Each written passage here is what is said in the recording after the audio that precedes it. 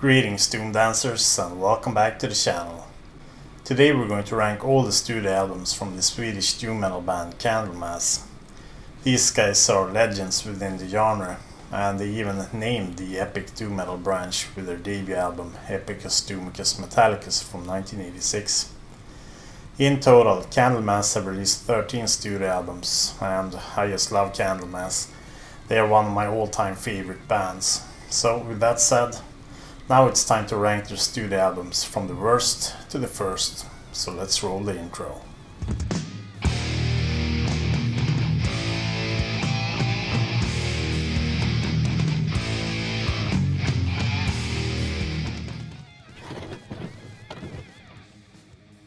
In 13th place we have Discography that came out in 1998.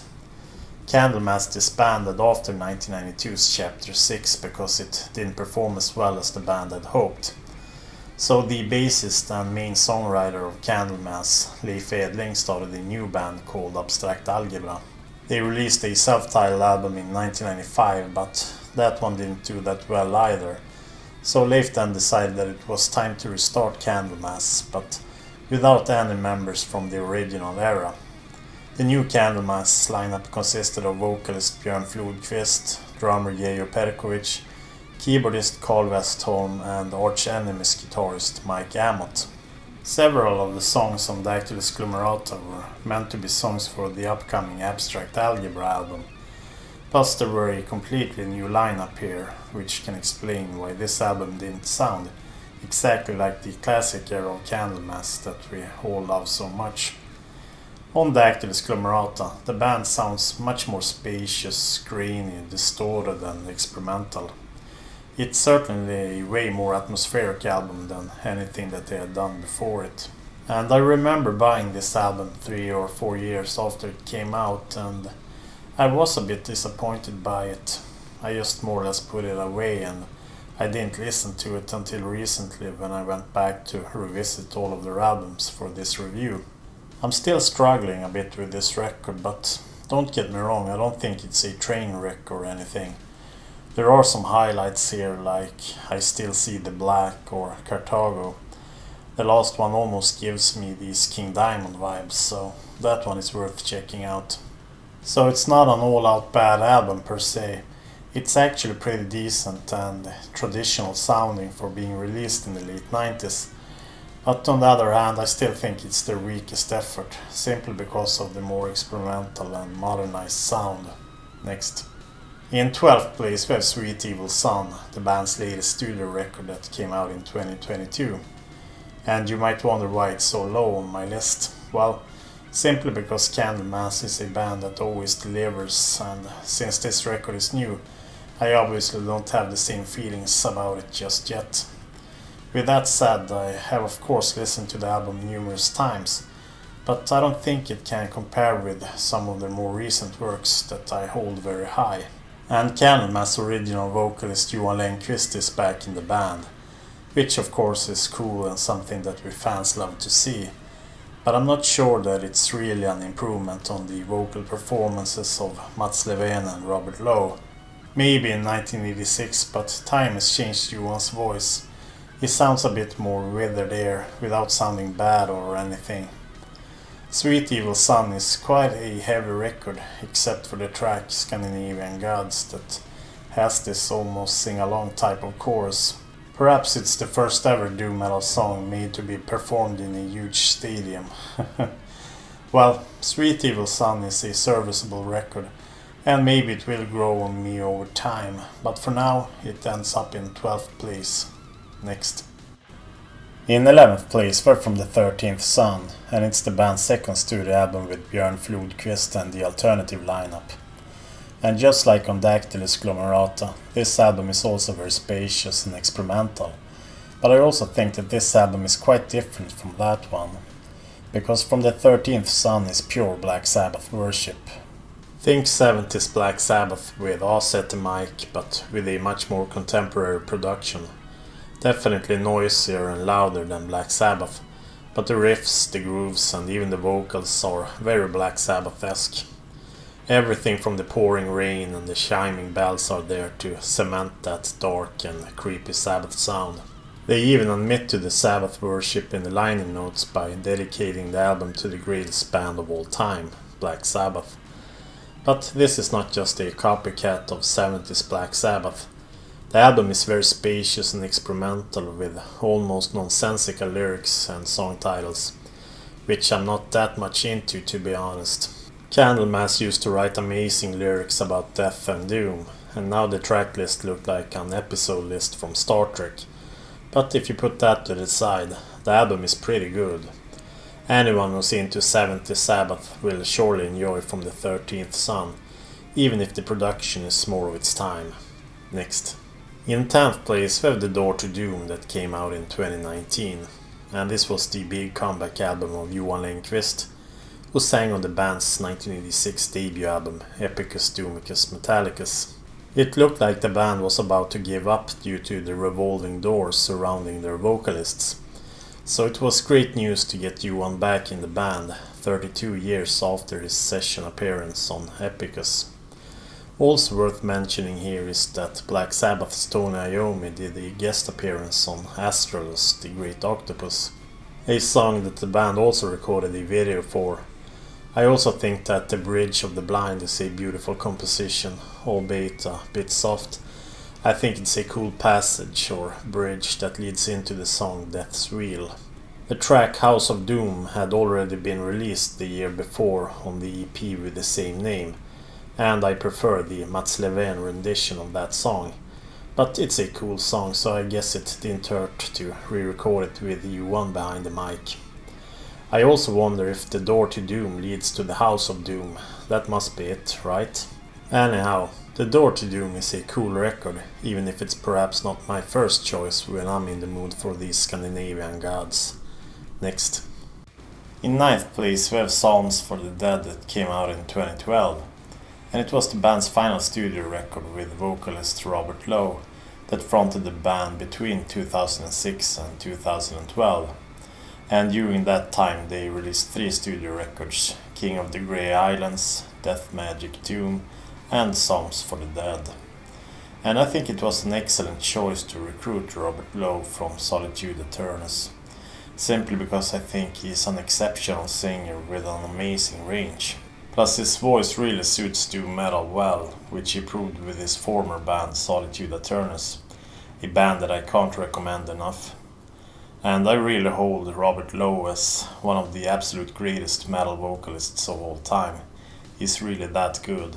But what about the songs then? Well, I like the intro track Prophet, which is a song that you really can doom dance to. Water Witch is also a fine song with those wah-wah pedal riffs that makes you think of Black Sabbath's Electric Funeral. There are also some keyboards on the album, and Opeth's Per Wiberg plays a Hammond organ on Siren Song, which gives it a bit of that 70s feel. Blackest Time is also a chilling end to the album. And overall, Psalms for the Dead is a great record. Next. In 8th place we have King of the Grey Islands from 2007, and this was the first Candlemass album to feature Robert Lowe, who replaced Messiah Marcolin. And there was a bit of a feud between Messiah and the rest of the band, so they ended up going their separate ways. But as I said, they couldn't have found a better replacement for Messiah Marcolin than Robert Lowe, simply because he's such an accomplished singer, and the trilogy of albums that he recorded with Candlemass proves it. These guys always delivers top-class doom metal, because this is a well-produced album with a strong vocal performance. And this is simply one of the best metal albums this side of the millennium. King of the Grey Islands is quite dreary and a depressing record, but that's what doom metal is all about. And there are so many great songs on this album, Devil's Seed, Of Stars and Smoke, and Man of Shadows, to mention a few. The song Embracing the Styx have a repeating riff that is very similar to Slayer's Dead Skin Mask, if you guys are familiar. I also want to praise the guitar duo Mappe Björkman and Lars Johansson, because it's most often Leif Edling that gets all the praise because he's the main songwriter and all. But Björkman and Johansson deliver some devastating rhythms and melodic leads not only on this record but throughout their career, and they are really an amazing guitar duo. And the King of the Grey Islands is a highly recommended album, so check it out if you haven't. Next. In 7th place we have Death Magic Doom from 2009, and we're still in the Robert Lowe era of the band here. And I think that this is my favorite album out of those three, with King of the Grey Islands as a very close competitor.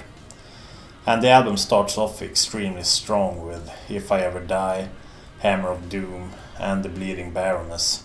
Three quite different songs, but all are very good. I also like that they kept the album to the point here. It's just 8 songs, which I think is the perfect amount of songs for an album. The rather minimalistic album cover is a bit too basic for my taste. It kind of looks like a child's drawing, so I'm not the biggest fan of that one. But overall, this is an album filled with crushing doom metal riffs. It also has some melody, and at times they play pretty fast, so there's really nothing to complain about here. And I really think that you should give the album a chance if you haven't kept up with the band, because Candlemass are one of those few bands that always delivers some solid doom. Next. In 6th place we have Candlemass' self-titled album from 2005, and this was something of a comeback album, not only because it was 6 years since their last studio record From the 13th Sun, but this was also a reunion of the classic Candlemass lineup that hadn't released an album together since 1989's Tales of Creation. So this album was kind of a big deal when it came out.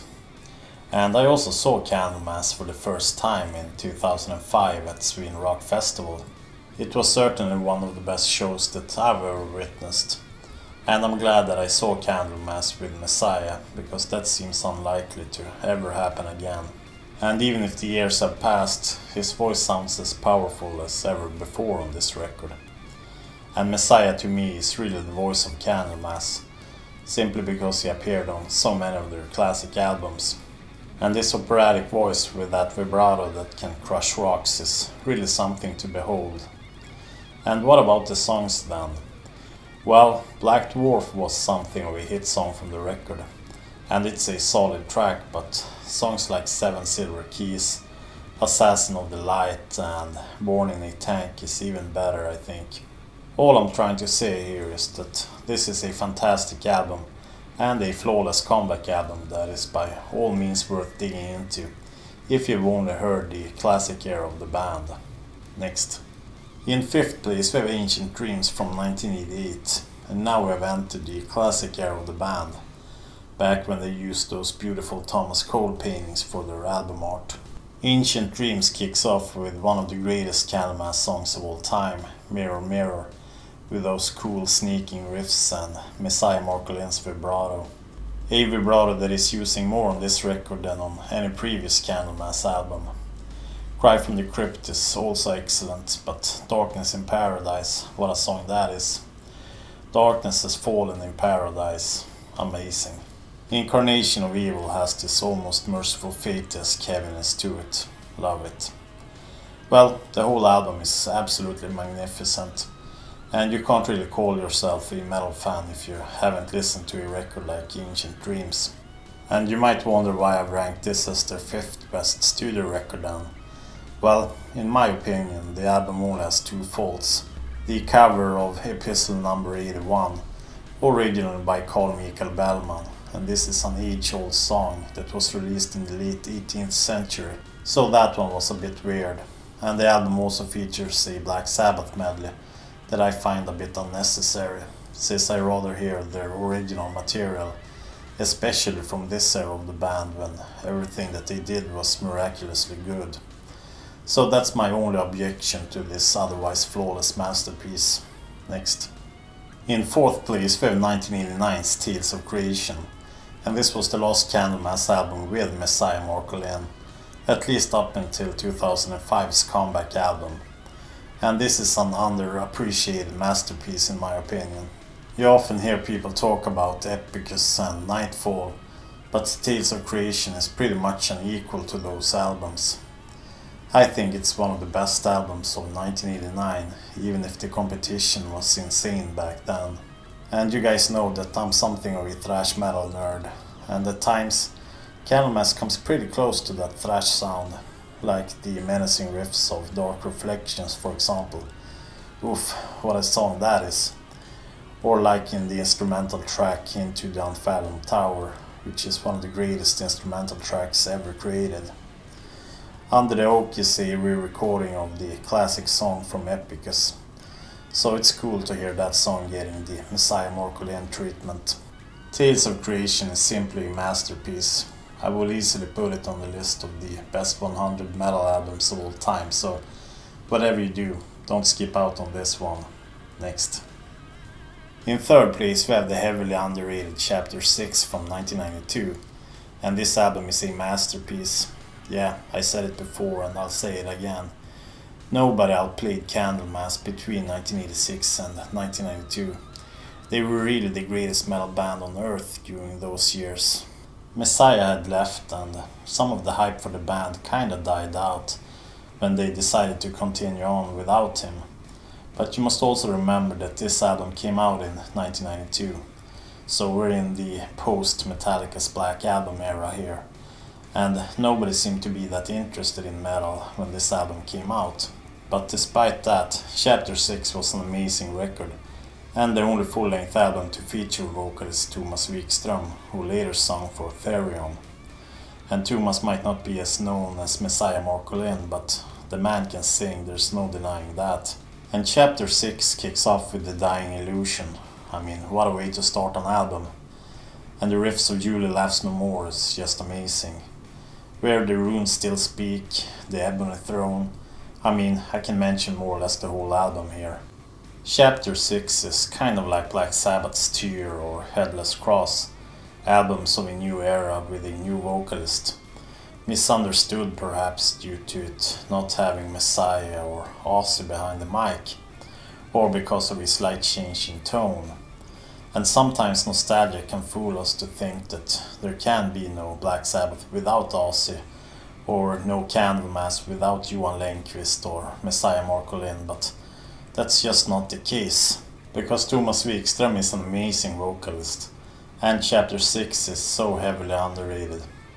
It's so good, but some fans seems to be unaware of its greatness somehow. And I think that Chapter 6 is one of the top 5 metal albums of the whole 1990s. It's really that good. Chapter 6 is a 10 out of 10 masterpiece. Well, it has one flaw, and that's the album artwork, and the fact that they ditched the classic Candlemass logo. But besides that, this is a near perfect album. Next. In second place we have Nightfall that came out in 1987, and this was the first Candlemass album to feature the classic lineup of Mappe Björkman, Leif Edling, Jan Lind, Lars Johansson and Messiah Marcolin. Marcolin, formerly of the Swedish Doom Metal band Mercy. Their 1985 album Witchburner is highly recommended for all fans of Doom. This new and also classic lineup of Candlemass came to be when Messiah heard Epicus Doomicus Metallicus, and then he talked his way into becoming their new vocalist, and the rest is history. Messiah's vocals are very operatic, and his look with his big hair and black robes and all of that also gave the band an interesting look. Also worth noting is that lead guitarist Lars Johansson joined the band here. Anyhow, this album is pure magic. At the Gallows End, for example, one of the greatest metal songs of all time.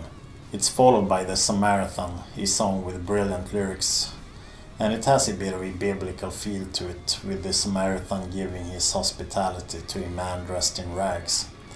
Absolutely brilliant. We also got the fan favorite Bewitched, which they recorded a low-budget music video for, where Messiah encourages a bunch of local metal kids into doing the Doom dance, and amongst them were Pelle, Dead och Lean. The video was directed by Jonas Åkerlund, who is now a successful director. He made the Lords of Chaos movie about mayhem and the birth of the Norwegian black metal scene. Dark Are the Veils of Death and Mourner's Lament also needs to be mentioned here. Two incredible songs that will get you Doom dancing in no time. I also like the shorter songs like Gothic Stone, Codex Gigas, and March Funebre that are used as intros or perhaps passages between songs to build momentum and that feeling of doom and despair that an album like this really needs. Overall, Nightfall sounds amazing. The production is spot on, the cavernous drums go so well with the guitars.